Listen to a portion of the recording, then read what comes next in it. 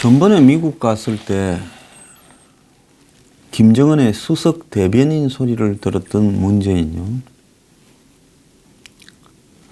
자, 저보고 하대를 한다라는데 저는 솔직히 대통령이 대한민국의 헌법과 법률을 준수하며 대한민국의 국가와 국민의 이익을 위해야 대통령에 대한 예의와 존경을 지킬 거 아닙니까? 지금 문재인이 하는 것이 수석 대변인에다가 이제는 심부름꾼 역할까지 하고 있어요. 김정은이 지난번에 평양에 이 한국의 김의중 대주교도 같이 간 모양입니다. 그때 이제 뭐라고 했는가 하면 백두산에서 둘이 만난 모양이에요. 남북 화해와 협력의 방향으로 나아가고 있다는 것을 교황청에 전달하겠다고 김의중 대주교가 이야기를 했대요. 이에 김정은이가 허리를 숙이면서 꼭 전달해 달라 말했다는 겁니다. 자, 김정은이 뭔데 34살 먹은 이 뚱땡이에 허리 한번 숙이는 것이 이렇게 대단한 일처럼 우리 스스로가 황송하게 이야기를 합니까? 아니, 나이가 한 70쯤 된 대주교한테 34살짜리 허리 한번 숙일 수 있지요. 자, 그런데 문재인이 13일부터 21일 사이에 7박 9일 일정으로 유럽을 순방한다고 하는데 아마 프랑스하고 이탈리아를 간다라고 들었습니다. 이 프란치스코 교황을 만나가지고 평양을 방문해달라는 김정은의 말을 대신 전달할 거라고 어제 밝혔습니다. 이 기간에 이제 아셈 회의까지도 가는 모양인데요. 자, 이탈리아를 방문하면서 바티칸 교황청까지 가서 이 말을 전달할 거라고 지금 하고 있습니다. 지난 9월 평양 방북 기간에 문재인이 김정은에게 교황이 한반도 평화 번영에 관심이 많다. 교황을 한번 만나보는 게 어떻겠느냐 하니 김정은은 교황님이 평양을 방문하면 열렬히 환영을 하겠다. 이렇게 말을 했다는 겁니다. 지금까지 교황은 평양을 간 적이 한 번도 없습니다. 자, 지금 이게 화제가 되고 있는데요. 문재인이 김정은이하고 평양에서 만날 때 이런 평양 회담이 국제적 지지를 얻어야 된다라는 필요성을 이야기하고 국내적으로 지지를 못 얻으니 국제적인 지지를 얻어서 내국인들의 지지를 포장을 좀 할 필요가 있었습니까? 자, 그러면서 그 방법의 하나로 교황을 만나는 걸 제안했고, 그러면서 이 교황이 4월 27일 남북 정상회담 이틀 뒤에 남북 지도자들의 용기 있는 결단 운운하면서 한반도와 세계의 평화로운 미래를 보장하길 바란다라고 이렇게 시간이 있을 때마다 한반도 평화를 위한 기도를 했다. 저는 일상적인 부분이라고 생각을 합니다. 한국의 좌파들이 지난번에 교황이 몇 년 전에 왔을 때 그 세월호하고 간이게 해서 굳이 연결을 하려고, 아니 그래서 교황이 가난하고 억압받고 소외된 사람들을 위해서 주로 기도를 하는 남미의 아르헨티나 출신 최초의 지금 비권위적인 교황이다 이렇게 알려져 있지 않습니까? 당연히 그런 이야기를 교황이 하지요. 한반도 평화를 위해서 이렇게 기도하자 하지 교황이 한반도 전쟁을 위해서 기도한다 하겠습니까? 자, 그런데 이제 김정은이한테 또 아이디어를 문재인이 가르쳐 준 거예요. 자, 지금 김정은이 입에서 나오는 모든 술수대의 상당수는 기획을 한국에서 해준다고 제가 작년부터 그렇게 말을 했습니까? 안 했습니다. 이제 교황까지 끌어들여서 저들 사기극의 소품으로 써먹으려고 지금 하고 있다는 겁니다. 정말 분노하지 않을 수 없어요. 예? 좀 있으면 이제 부처님도 등장하고 예수님도 등장하고 공자도 등장하겠습니다. 자, 그래서 김정은이가 그 힌트를 받고 백두산 천지에서 또 김의중 대주교한테 이야기를 하고 오늘날 대한민국의 가톨릭이에요. 자경하는 남미의 과거 7, 80년대의 해방신학 부분만큼 심각한 상황에 가 있다. 저는 그렇게 생각합니다. 가톨릭계가 기분 나쁠지 모르겠지만은요. 저는 그렇게 생각하고 있어요. 종교가 지나치게 정치화되어 있고 사제들이 한마디로 지나치게 왼쪽으로 기울어져 있다는 것이 제 소신입니다. 뭐 몰려와서 가톨릭은 점잖으니까 항의할 거라고는 생각 안 하고 항의해도 그만입니다. 내 소신을 바꾸어서 말할 수는 없지 않아요? 오늘날 대한민국의 가톨릭 신도들은요. 가톨릭이 정말로 이렇게 가도 좋은가에 대해서 심각하게 고민을 해야 될 거라고 봅니다. 제가 지난 정권 때 구현 사제단 그 사람들이 하도 정치적으로 이렇게 발언을 하길래 명동 성당 앞에 가서 집회하고 청와대 옆에 있는 주한교황청 대사한테 심야에 가서 제발 저 사람들 저렇게 못하게 교황청에서 경고 좀 해라고 문서까지 전달한 사람입니다.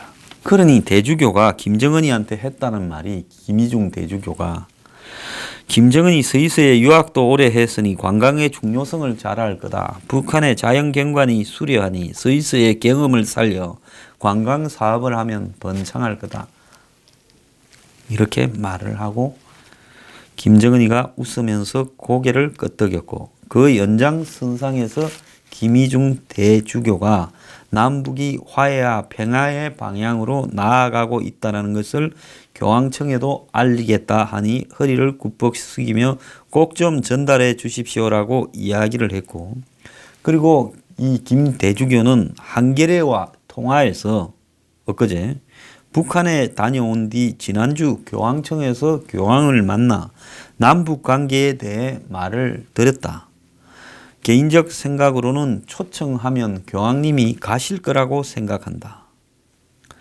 남북의 분단의 상징인 비무장 지대를 세계 생태 평화공원 같은 평화의 상징으로 조성하고 세계적인 행사를 마련해 그런 기회에 미, 중, 러, 일 지도자와 함께 교황님도 초대해서 함께 오셨으면 좋겠다. 이렇게 말을 했습니다. 정말로 김희중 대주교도 주교 이전에 대한민국 국민 아닙니까? 이렇게 편중된 이런 정치적 시각을 가지고 교황에게 전달을 하고 그러면 교황은 한국의 역사나 사정에 대해서 뭘 알겠습니까? 이게 평화라 하면 또 그렇게 실제 올 수도 있다고 봐요. DJ 때도 아니 DJ라 하지 말고 또 김대중이라고 해라고. 제가 참 이래 저래 간섭해서 이 방송 하기가 참 벅찹니다. 김대중 때도 이렇게 교황 방북을 제안을 했는데 김대중이 김정일이 수락했지만 이루어지지 못했습니다. 자, 교황을 끌고 와가지고 이제 북한과의 평화라는 부분에 대해서 미국이나 한국의 숙골들이 시비를 걸지 못하고 일본의 아베도 시비를 걸지 못하게 해서 이것이 대세다라고 전 세계에 한판 평화 사기 쇼를 벌이려고 하고 있는데 교황이 이제 소품입니다.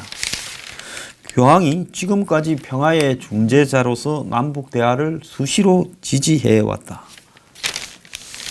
자, 그러면서 한반도 대화가 결실을 맺길 바란다. 또 남북의 개신교 화해 행사도 직접 후원도 해왔다. 미국, 쿠바 국교 정상화 중재가 대표적이다.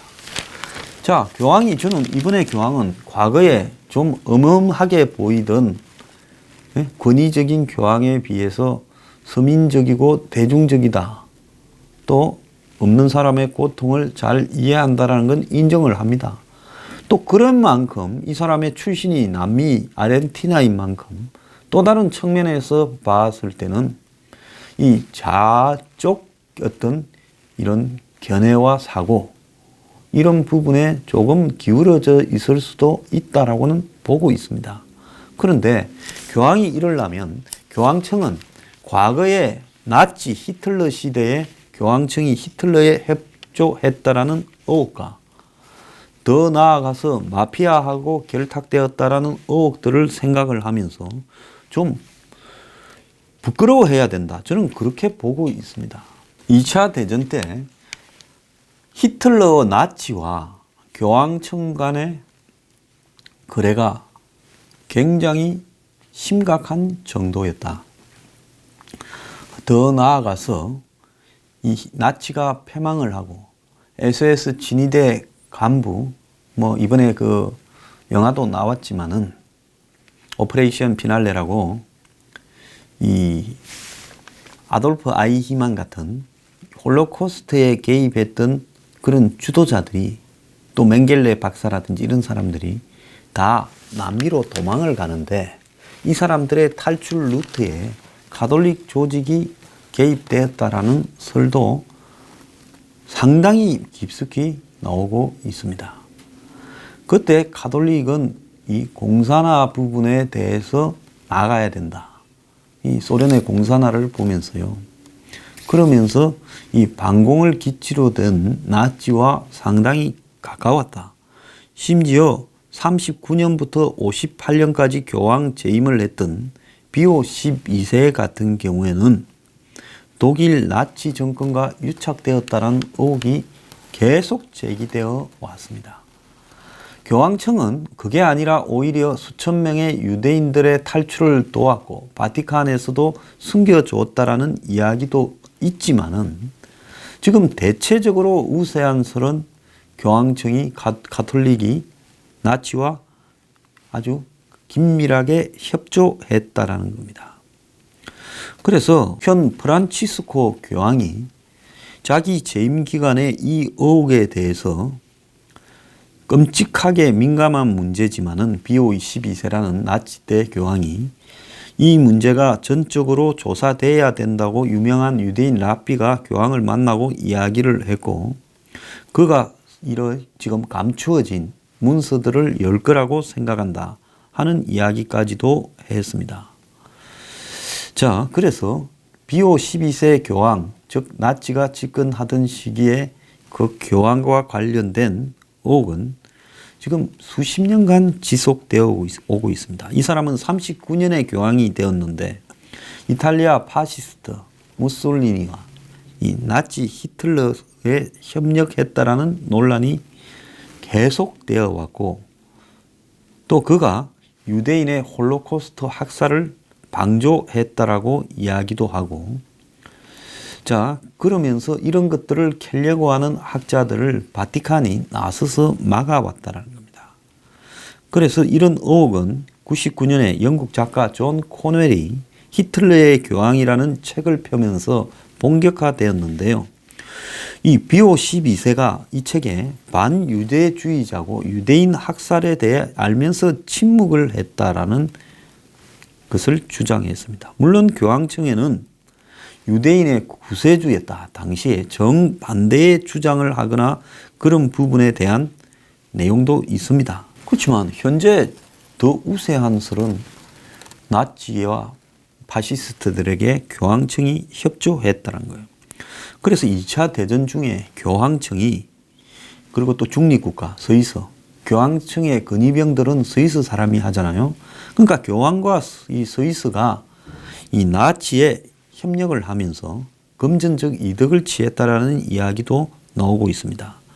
그래서 미국 국무부가 2차 대전 중 중립국과 나치 간의 협력 및 나치 정권이 약탈한 자산의 처리에 관한 보고서를 공개한 바가 있는데, 이때 스위스 은행 계좌에 나치가 점령국과 유대인 희생자로부터 뺏은 현시가 4,500만 달러어치의 금이 있었고, 그리고 스웨덴, 포르투갈, 스페인, 터키 등도 이 43년, 44년에 연합국군의 경고를 무시하고 현시가로 26억 달러의 금을 이런 거래 대금으로 받았다는 겁니다. 어떤 거래 대금으로요?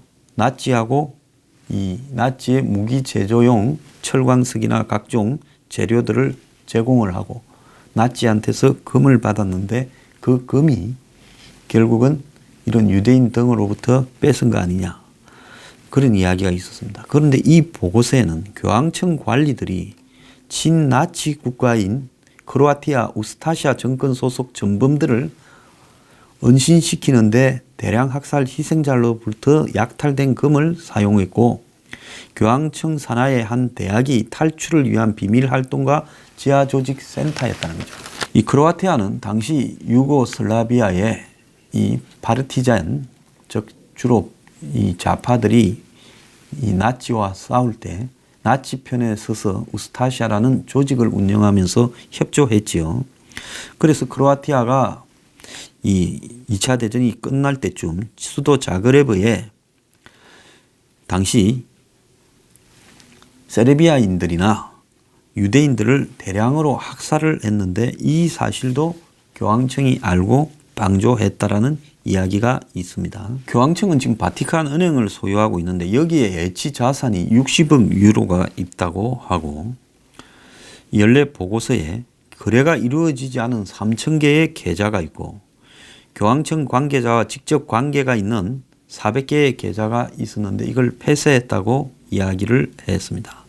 그래서 교황청이 금융업에 뛰어들었다는 것은 이건 참 말도 안 되는 이야기죠. 20세기 초에 한때 개신교가 확대되면서 교황청이 가난했는데 이때 교황청이 가지고 있던 돈으로 오토만 투르크 제국에 투자를 했다는 거죠. 그러니까 지금 터키의 전신인 이슬람 제국의 교황청이 국채에 대규모 투자를 했고 1919년 3.1 운동이 있던 해에, 그런데 오토만 제국이 무너졌고 교황청도 파산 위기에 놓여서 당시 교황청이 오토만 투르크 제국이 1차 세계대전을 마치고 거의 붕괴되고 이제 터키로 바뀌었지 않습니까? 이때 이탈리아는 성전국 연합군의 입장에 있었죠. 1차 세계대전 때는. 그래서 교황청이 이탈리아에 배상금을 요구했는데 그 대상이 무솔리니였다는 거예요. 그래서 무솔리니는 교황청 땅도 좀 뺏어서 이탈리아 땅으로 했고, 또 더 나아가서 이탈리아의 공산당이 활개를 쳤으니까 거기에 대응하기 위해서도 교황청이 필요해서 그걸 수락을 해서 그에게 배상금과 면세를 이렇게 교황청에 한다고 약속을 했고, 그래서 또 교황청은 이후에 히틀러한테도 손을 내밀어 1년에 1억 달러씩 받았고, 교황청은 그렇게 해서 생긴 돈을 가지고 글로벌 투자로 돈을 불리기 위해서 바티칸 은행을 이렇게 유지해 왔고, 그리고 이런 바티칸 은행이 결국은 이 각종 이탈리아의 기업인 또 그리고 스위스의 비밀은행과도 연결이 되었고, 2차 대전이 끝나니까 도움을 받았던 교황청이 자기를 도와주었던 한마디로 나치나 파시스트들을 지구멍 라인이라는 부분을 통해서 마피아하고 교황청이 협력해서 나치 전범을 아르헨티나 등으로 피신시키는 사업을 했다는 겁니다. 그래서 리옹의 도살자 클라우스 바르비, 아우슈비츠에서 유태인 실험을 진행한 맹겔레, 그리고 아이만도 여기로 빠져나갔을 거예요. 그래서 아르헨티나에 당시에 보면 아르헨티나 파라과이에 나치 잔당들이 히틀러 깃발을 들고 그냥 집회도 하고 저것끼리 총을 들고 다니면서 이 나치를 재건하려고 하는 운동도 했다라는 겁니다. 그런데 이걸 공짜로 한 게 아니라 마피아는 위조 여건과 탈출 계획을 준비하고 바티칸이 은신처를 제공했는데 나치 전범들의 재산 절반이 수고비로 탈출비로 제공이 됐다는 겁니다. 자, 그러면서 이 마피아하고 교황청하고 결탁이 되어가지고 그 뒤로 어떤 일이 벌어졌습니까? 그 뒤로 한마디로 마피아 대부분이 독실한 가톨릭 신자고, 그래서 교황청에 돈을 관리하고 서로 빌려주고 그러면서 이탈리아의 신도들을 다 같이 관리해왔다. 영화 대부 3에 보면 대부 3편에 이 스토리가 적나라하게 나오지 않습니까?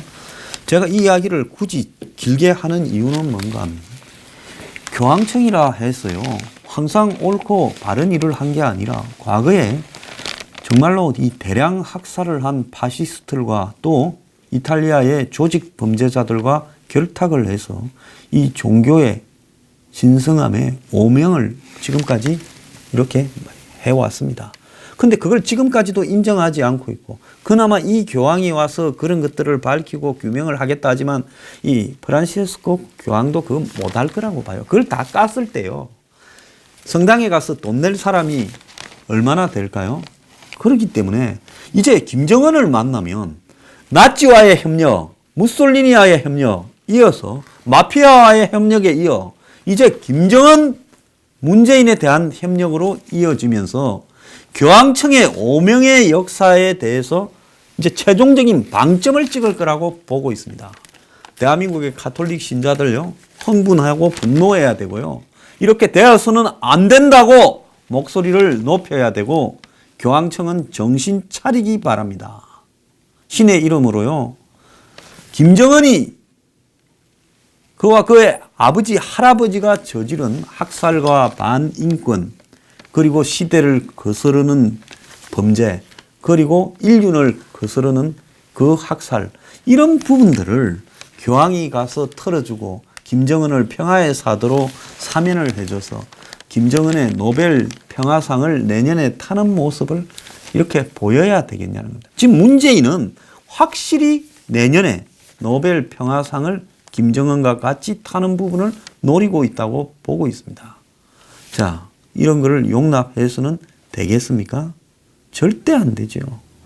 교황이 가짜 평화의 면죄부 역할을 주는 거는요, 과거에 중세에 마틴 루터가 당시 교황청과 주교들의 썩은 면죄부 판매, 이성의 삶에서 지은 죄를 교황청에 돈을 내고, 그때 루터의 정기 같은 걸 보면 어떤 이야기가 나오는가 하면, 교황이 새로 즉위하면서 지역의 대주교들을 새로 이렇게 임명하면서 교황청에 상납하라. 그래서 서로가 상납하고 이러면서 교황청이 결국은 상납의 최고 보수고, 또 대주교, 주교들이 뭡니까? 마치 영주처럼 가난한 농노들을 착취하면서, 한마디로 그들이 사면을 해주면 천당으로 가고 지은 죄가 용서된다라는 정말 황당한 면죄부를 팔았습니다. 면죄부라는 말이 거기서 나온 거 아닙니까? 그래서 마틴 루터가 그걸 다 모아서 태워버리고 이렇게 해서는 되느냐 하면서 교황청과 한마디로 성당과 사제를 부인하는, 그게 뭡니까? 종교개혁이고 개신교가 나오지 않았습니까? 자, 그래서요, 지금 교황청이 김정은에게 면죄부를 제공한다. 이건 대한민국이 용서를 할 수 없는 부분이라고 봅니다.